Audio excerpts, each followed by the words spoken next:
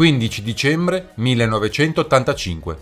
Giovanni Paolo II si reca in visita nella parrocchia di San Giuseppe al Nomentano, la parrocchia di Mirella Gregori. Quel giorno il parroco ha fatto in modo che il pontefice riceva i genitori di Mirella dopo la funzione religiosa. Dice loro di non passare dalla chiesa, ma di attraversare la sagrestia e salire di sopra, superare un'anticamera ed entrare nella stanza per colloquiare col pontefice. Nel compiere quel tragitto, la madre di Mirella incrocia un signore, palesemente addetto al servizio di tutela del Santo Padre, che conosce bene anche se soltanto di vista. Si tratta infatti della stessa persona che ha visto intrattenersi al bar dei De Vito insieme a Sonia e a sua figlia. L'uomo, nel vedere la signora, ha come un moto di stizza e di imbarazzo. Nei giorni di chiusura settimanali del bar dei De Vito, l'uomo era solito sedere ad altro bar, ubicato all'incrocio fra via Nomentana e via Reggio Emilia. Dopo l'incontro col Santo Padre, la madre di Mirella si ferma nell'anticamera nella speranza di rivederlo, ma lui si è allontanato. È Raul Bonarelli, vice capo della Polizia Vaticana. 29 marzo 1986. Dopo 93 udienze, al termine di una camera di consiglio durata 4 giorni, si conclude il processo per l'attentato al Papa.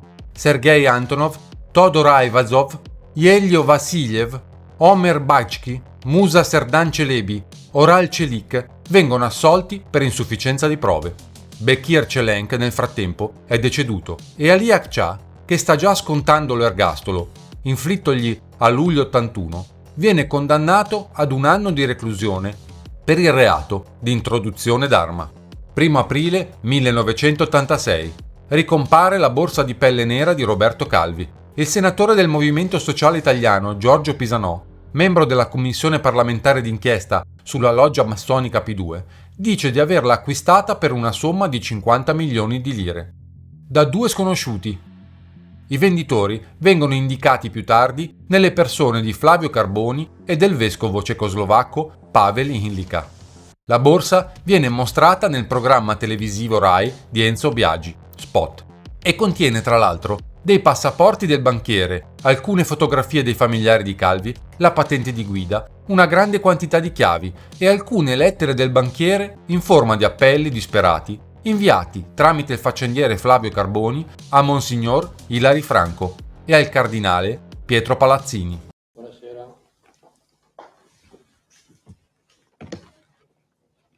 Questa è una borsa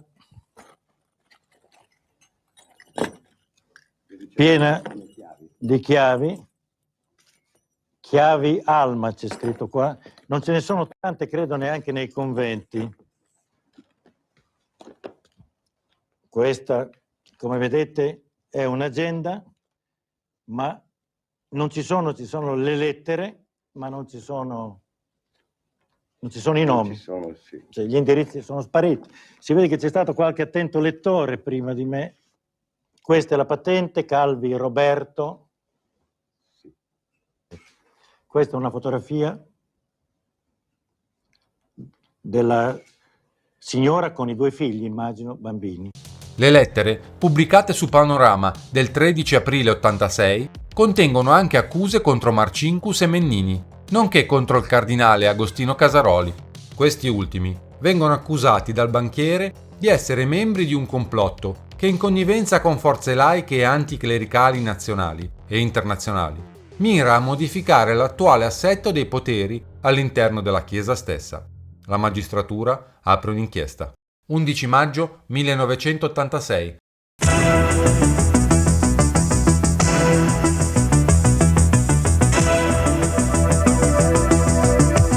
Nel corso della rubrica televisiva di Canale 5, Monitor, condotta da Guglielmo Zucconi, il giornalista Andrea Pamparana intervista, nel servizio dal titolo Una pista svizzera per Ali Akça, un mercenario di origine belga. Tema sono in retroscena dell'attentato al Papa. L'uomo, che si fa chiamare Paco e che viene incontrato a Zurigo, svela alcuni sconcertanti particolari sull'attentato al Papa. Racconta di aver addestrato Ali Akça in Libano e lascia intendere di sapere molto sulle trame che condussero a quell'azione. Anche se non si facendo alla scomparsa di Emanuela e Mirella, qualcuno ritiene che Paco sappia molto anche sulla scomparsa della ragazza, tanto che gli inquirenti sotto la direzione di Ilario Martella si attivano per rintracciarlo, invano.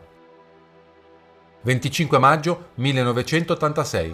Nel corso di un'intervista al giornale The Observer, Casimir Paul Marcinkus pronuncia una frase che rimarrà celebre: non si può governare la Chiesa con le Ave Maria.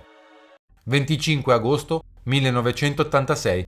Monsignor Pavel Inlica scrive a Casaroli per ottenere 14 miliardi e 500 milioni di lire per l'acquisto della borsa di Roberto Calvi. Eminenza Reverendissima, sono ben note a Vostra Eminenza Reverendissima le vicende che seguirono al rovinoso crollo del Banco Ambrosiano e alla tragica morte del suo presidente, quando un clamore di stampa pressoché inaudito sin da allora si alzò in Italia e all'estero, gettando sullo IOR tutti i toni del sarcasmo e dello sdegno e gridando alle corresponsabilità morali e giuridiche della Santa Sede. Si mettevano in giro le voci più fantastiche: traffici d'armi, implicazioni nei moti rivoluzionari dell'America Latina, sovvenzioni ai movimenti d'opposizione dell'Est e Solidarnosc, riciclaggio di denaro sporco e così via.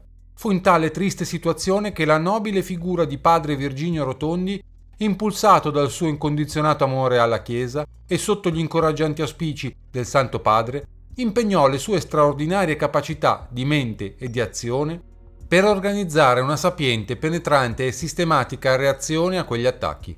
E fu in questo impegno che lo stesso padre Rotondi ricorse a una persona che più di ogni altra si era trovata nella condizione di essere testimone di fatti, oltre che di ricevere documenti e rivelazioni attinenti ai rapporti di Calvi con lo IOR.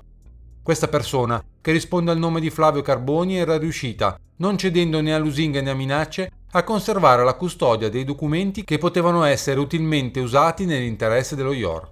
Le carte di cui allora si disponeva mostravano, tuttavia, la loro incompletezza e l'importanza e l'urgenza di reperire le mancanti.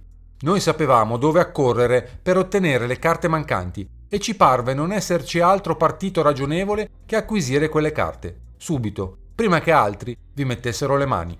Abbiamo fatto male? La voce della coscienza mi risponde di no, e di no mi rispondono i risultati raggiunti. Un'occhiata che a Vostra Eminenza piacesse di gettare sulle carte, ora in nostro possesso, basterebbe a rivelarle quale pericolo vera che le cose prendessero ben altro corso. Si intende che un così imponente lavoro nell'ambito di alcune persone fidatissime per oltre 1 anno e mezzo ha implicato un costo finanziario molto contenuto in rapporto alla quantità e alla qualità dei risultati, ma pur giusto a un ammontare che supera di gran lunga le nostre possibilità. Mi sia lecito pensare che la Santa Sede, il cui bene è stato in cima alla mia costante preoccupazione, si degnerà di ratificare scelte e iniziative che a me sono parse non ammettere dubbi o esitazioni e di sollevarmi conseguentemente da questo importabile pondus. Poi si passa alla richiesta di soldi. La delicatezza del discorso mi consiglia nell'indicare nomi, luoghi e modalità intorno ai rapporti finanziari intercorsi e intercorrenti.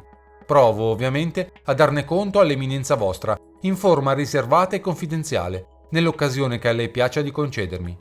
Mi limito a dire a Vostra Eminenza che gli impegni urgenti, anzi urgentissimi, ammontano oggi a lire 14 miliardi e 500 milioni, in aggiunta alle maggiori spese già sopportate, da quanti si sono uniti a me nel far nostra una causa che era quella della Santa Sede e della Chiesa intera. Sempre devotissimo, Paolo Inlica. 12 settembre 1986. Casaroli risponde per lettera a Monsignor Inlica, esprimendo la presa di distanza del Papa dalla vicenda dei documenti di Roberto Calvi. Dal Vaticano, 12 settembre 86. Eccellenza Reverendissima, ho ricevuto, attesa l'importanza e la gravità della situazione in essa descritta, ho stimato mio dovere, prima di darle una risposta, di informare compiutamente il Santo Padre. Anche a suo nome, pertanto, sono a esprimerle la viva pena e la preoccupazione con cui è stato appreso quanto ella ha esposto. Né il Santo Padre, infatti, né la Santa Sede erano a conoscenza dell'attività che ella sommariamente descrive.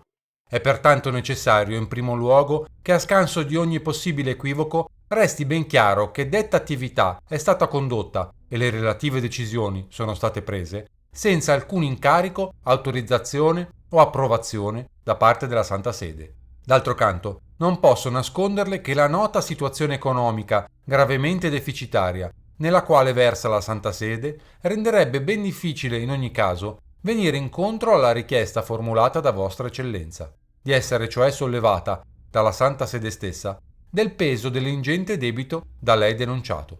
Sulle cause e sulle modalità di simile indebitamento sarà però necessario che sia fatta piena luce, anche in rapporto alle conseguenze di ordine legale che pur facendo salva ogni migliore intenzione essa potrebbe comportare. Nel comunicarle a quanto sopra, profitto della circostanza per confermarmi consensi di distinta stima di Vostra Eccellenza nel signor Cardinale Casaroli.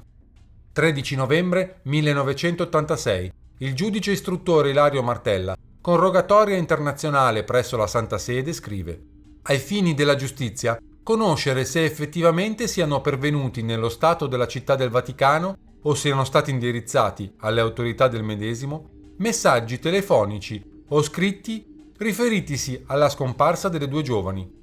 Chiede insomma di conoscere ufficialmente il contenuto dei messaggi, delle telefonate e degli appunti relativi alla sparizione di Emanuela e Mirella. Il Vaticano rigetta la rogatoria e risponde: nessuna inchiesta giudiziaria è stata esperita dalla magistratura vaticana, trattandosi di fatti avvenuti al di fuori del territorio dello Stato. Le notizie relative al caso, occasionalmente pervenute agli uffici della Santa Sede, sono state trasmesse a suo tempo al pubblico ministero dottor Sica. 6 dicembre 1986. L'avvocato Gennaro Egidio invita il misterioso mercenario di origine belga, conosciuto col nome di Paco, a mettersi in contatto con lui, facendo pubblicare su alcuni giornali, in Italia, in Svizzera e sul quotidiano belga Le Soir, degli annunci. Nel messaggio si legge: vista interessante intervista in TV italiana, riterrei preziosa, intelligente collaborazione, vicende diverse e importantissime, forse collegate e certamente a te note. Nostro incontro risulterebbe certamente vantaggioso reciprocamente. Urge contatto. Anche questi appelli risulteranno vani. 25 febbraio 1987. Il giudice istruttore del Tribunale di Milano, Renato Bricchetti, emette un mandato di cattura contro Paul Marcinkus, Luigi Mennini e Pellegrino De Ströbel, i vertici dello IOR, individuando gravi responsabilità della Banca Vaticana nel crack del Banco Ambrosiano. 12 marzo 1987. La Procura della Repubblica emette un ordine di cattura nei confronti di Enrico De Pedis, accusato di traffico di stupefacenti. Il provvedimento gli viene notificato in carcere, dal quale esce il 21 gennaio 88, assolto dalle accuse, compresa l'appartenenza alla banda della Magliana. L'assoluzione in Cassazione, prima sezione penale, è firmata dal presidente Corrado Carnevale. Quel Corrado Carnevale che venne soprannominato dai media l'ammazza sentenze. 7 maggio 1987. I genitori di Emanuela e Mirella, in una conferenza stampa dallo studio dell'avvocato Gennaro Egidio e trasmessa da Canale 5, per la seconda volta offrono una somma di denaro. L'offerta è valida fino al 22 giugno 87, giorno in cui cade il 4° anniversario della scomparsa di Emanuela. 9 luglio 1987. La Cassazione non convalida il provvedimento di arresto nei confronti di Paul Marcinkus, Luigi Mennini e Pellegrino De Ströbel, i vertici dello IOR. La convalida è rifiutata a causa dei patti lateranensi. L'articolo 11 infatti recita: gli enti centrali della Chiesa sono esenti da ogni ingerenza da parte dello Stato italiano e soprattutto grazie al passaporto diplomatico. 27 ottobre 1987. Rai 3 dedica una puntata della trasmissione televisiva Telefono Giallo al caso di Mirella e Emanuela. Queste due ragazze, Mirella Gregori e Emanuela Orlandi, sono scomparse di casa a 40 giorni di distanza circa l'una dall'altra nella primavera del 1983. Oggi, a 4 anni e più di distanza da quei fatti, sulla loro sorte non si sa più niente. Nello studio sono presenti il conduttore Corrado Augias, Donatella Raffai, Pietro Orlandi, il vicequestore Nicola Cavaliere, l'avvocato Gennaro Egidio e il giornalista americano Richard Roth. Si attende che l'americano chiami in diretta televisiva per poter intercettare, identificare il luogo da cui telefona. Gran parte delle cabine telefoniche di Roma sono state disattivate per permettere agli inquirenti di controllare una zona più circoscritta. Durante la trasmissione, l'americano chiama. La cabina telefonica viene localizzata e le gazzelle della polizia, posizionate nei punti strategici, piombano sul posto in pochi minuti. Dell'uomo però nessuna traccia. Ritengo sicuramente che Emanuela Orlandi sia stata rapita poiché doveva servire ai terroristi legati ad Ali Achaa come strumento di pressione nei confronti del governo italiano, dello Stato italiano, ma anche nei confronti di Ali Achaa, cioè che doveva servire il sequestro a indurre Ali Achaa a modificare la sua posizione di collaborazione con la magistratura italiana. Infine, una signora chiama e fa riferimento a un film, Liberate Emanuela, girato dal regista Gianni Crea nel 1983.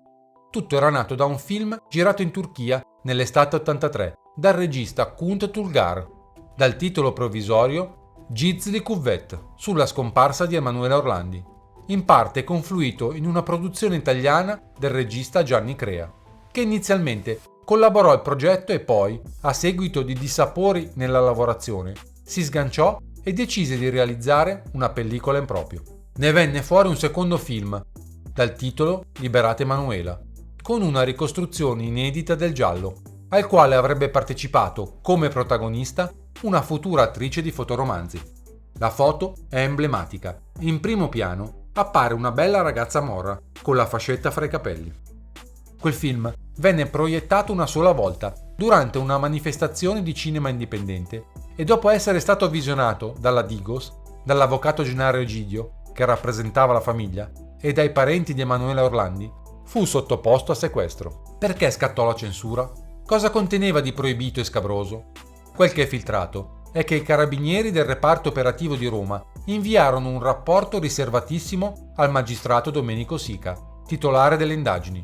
Nella parte di produzione turca del film, secondo gli accertamenti svolti all'epoca, sarebbero intervenuti come produttori due trafficanti turchi, Ugur Terzioglu e Vedat Sakir, legati al pericolosissimo Bekir Çelenk, uomo cerniera tra la mafia di Istanbul e Sofia, imputato chiave nel processo sulla pista bulgara per l'attentato a Papa Wojtyla di 2 anni prima. Quella pellicola, insomma, potrebbe essere stata girata da gente a conoscenza di dettagli rilevanti del rapimento della giovane, e forse per questo motivo si procedette al sequestro. Da aggiungere poi che una copia del film era stata rubata appena terminate le registrazioni presso gli stabilimenti della Gaumont Italia, dove era in attesa di essere visionata da alcuni funzionari Gaumont, che avrebbero dovuto decidere se distribuirla in Italia. Il film viene presentato con la postilla, un finale a sorpresa. L'unico master originale venne distrutto. Signora, siamo in ascolto. Pronto? Pronto? Sì, l'ascoltiamo. Buonasera, una domanda per cortesia al dottor Cavaliere. Sì. Qualche tempo dopo la scomparsa di Emanuela Orlandi, ci fu un regista cinematografico, Gianni Crea, che realizzò un film sulla vita di Emanuela Orlandi. Un film che doveva avere, secondo le intenzioni del regista, un finale molto a sorpresa. Il film fu girato per la maggior parte in Turchia, finanziato da un gruppo turco. L'attrice che impersonava Emanuela Orlandi all'ultimo momento fu sostituita per un'imposizione della famiglia. Quindi Gianni dovette rifare tutto quanto. Per una, scusi, non si è sentito. Prego? Una imposizione? Della famiglia. Non la sento. No, siamo noi che non abbiamo sentito. Lei ha detto per una imposizione? Per una imposizione della famiglia. Ecco, parli più forte. Io sto strillando. Strilli. Per una imposizione della famiglia. Sì. Quindi questa attrice dovette essere sostituita. Il film venne rigirato in Italia. Mentre si trovava negli stabilimenti della Gaumont sulla via Tiburtina, il film venne rubato. La denuncia venne fatta alla stazione dei carabinieri di Roma Tiburtina e da quel momento non se ne è saputo più niente. Quali conclusioni trai da questo episodio? Io ho fatto anche una ricerca a registro cinematografico. Non c'era, il soggetto non era stato depositato in quanto, essendo un film di produzione estera, non è soggetto alla legislazione italiana per quanto concerne la registrazione di film. Ma quale io non ho tratto nessuna conclusione, è una domanda che invece volevo rivolgere al dottor Cavaliere la facciamo, sì, dottore. Delle indagini, sì, anche sì, se lui gliel'abbiamo chiesto. E la denuncia era stata fatta ai Grazie, carabinieri. la ringrazio molto. Sentiamo cosa risponde il dottor Cavaliere. Ma riguardo alla domanda della signora, preciso che noi non ci occupiamo di film e per quanto concerne l'eventuale furto che la signora sostiene che sia stato perpetrato e successivamente denunziato, ritengo che alcuni organi si siano interessati per fare le indagini in ordine a questo furto. Ma l'avvocato Egidio ha detto subito sì appena la signora ha telefonato. Ha detto sì che cosa? Che era a conoscenza di questo film. Lo sapevano in molti a Roma. Sì, forse è uscito anche sulle cronache dei Lo giornali. sapevano in molti a Roma e addirittura fu pubblicizzato sui giornali. Sì, sì, me lo ricordo anche. Ma io non sapevo il finale. Dire che non credo vi sia stata un'imposizione. Dimostri la signora che vi sia stata un'imposizione da parte delle famiglie. Ci dica la signora come a conoscenza del film e perché ha fatto tutte le indagini. Ci dica la signora chi era il finanziatore del film allora. Da un'intervista del regista Gianni Crea del 1984 si può leggere: chi mi ha accusato di aver speculato su una vicenda tanto drammatica, chi ha voluto alimentare una campagna denigratoria su di me e sul mio film, in base alla quale ho preferito non farlo uscire per qualche tempo, correndo il rischio che una possibile soluzione intervenisse a svuotarlo di interesse, non ha tenuto conto, come il film dimostrerà, del fatto che il mio scopo era ed è quello di scuotere l'opinione pubblica su di un problema estremamente delicato. Ho inteso denunciare i legami internazionali che esistono tra organizzazioni criminali, spionistiche, terroristiche e di trafficanti di armi e droga, come il caso e il film hanno chiaramente indicato, e che alla fine la figura di Emanuela, nobile protagonista del film, è stata trattata con tutto il rispetto e la commossa partecipazione che le sono dovuti. Quest'ultimo punto è stato ampiamente riconosciuto anche dal legale della famiglia Orlandi, il quale, dopo la visione privata del film, ne ha espresso un giudizio di pieno riconoscimento dei significati e dei valori dell'opera.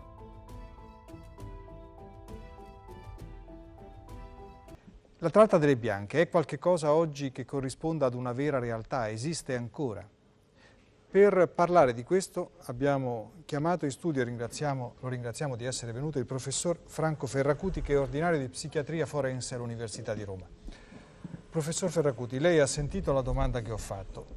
Che cos'è la tratta delle bianche? Esiste veramente? Ci dobbiamo preoccupare anche di questo? Ma in parte ha già risposto lei, l'ha definita immaginaria e questo è quello che si dovrebbe dire da una consultazione dei dati disponibili. È andata di moda alla fine del secolo scorso, al principio di questo secolo. Ha causato una serie di accordi internazionali, di leggi e di convenzioni alle quali anche l'Italia ha aderito. Diciamo che è stata di moda fino al 1920-1930, ma oggi parlare di tratta delle bianche con dati in mano, così come si parla di traffico di cocaina o traffico di eroina, è insostenibile. Tuttavia il fenomeno esiste ancora. Esiste il fenomeno della scomparsa di persone. Ecco, io le vorrei chiedere, lei per esempio sa anche per esperienze passate quali sono stati, se non sono ancora, i canali diciamo per espatriare o far espatriare le minorenni? Sì, ma tenga presente, deve fare una distinzione. Sì. Un conto è espatriare in cerca di un lavoro o anche di una qui abbiamo detto chiaramente che si tratta di eventuale tratta delle bianche. Allora, per la tratta delle bianche, come è intesa, sia legalmente che nell'accezione corrente, lei ha bisogno di due elementi: o uso della violenza, sì, o il termine tecnico sarebbe entrapment, frode, sì, truffa. Certo. Raggiro, ecco. E secondo... Senta, professor Ferracuti, io però, lei è abbastanza rassicurante sull'argomento. Io però ricordo di aver letto in un libro testimonianza della Alliata che si chiamava guarda caso Harem, che lei durante questi suoi viaggi nei paesi arabi, Medio Oriente ed oltre si è imbattuta appunto in questi mitici luoghi che sono gli harem in donne europee, donne anche addirittura italiane che erano lì. Sì, ma vede, appunto, torno al punto che facevo prima. Attorno al fine del secolo scorso, al principio di questo secolo, è probabile che qualcosa sia avvenuto. Ma oggi parlare di una organizzazione grande o piccola che sequestra deliberatamente donne per venderle non è più attuale, non è realistico.